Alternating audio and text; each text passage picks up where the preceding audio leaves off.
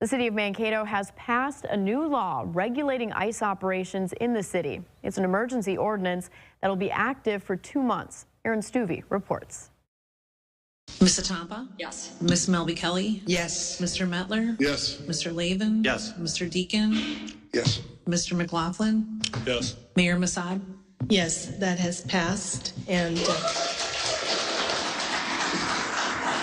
After more than a month of tense meetings and heated discussion with the public, Mankato City Council passed an emergency ordinance addressing law enforcement activity in the city. While the new law affects all law enforcement, it's clear that it's a direct response to ICE activity in the area. The passage of the emergency ordinance means that the new law went into effect immediately. Beginning Tuesday, officers cannot conceal their faces, must wear body cameras if available, and must notify the city in advance of any operations. Failure to comply with the new law will result in a misdemeanor for the officer. The enforcement of local law on federal officers has been a question, and the city is prepared for an uphill battle. It would be a citation. Just because they're a federal officer doesn't mean that they can't violate one of our city codes if it's not in conflict with their federal duties as far as regulating.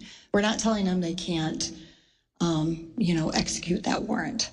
We're telling them that they can't have a face covering on. Similar actions have been either passed or attempted around the country. Mankato was one of just a couple Minnesota cities to pass such laws, and California attempted a state law that became tied up in court. One fear with the law is pushback from the federal government in the form of withholding funding, a move that the city's attorney believes would not hold up to scrutiny, and the council decided it was not worth delaying the law because of that possibility. I would say, that as a barrier to us doing what sounds, everything I'm getting from council is well within our legal rights, I think is an unfortunate risk, but I think if we use that as our metric, it's essentially succumbing to tyranny at that point.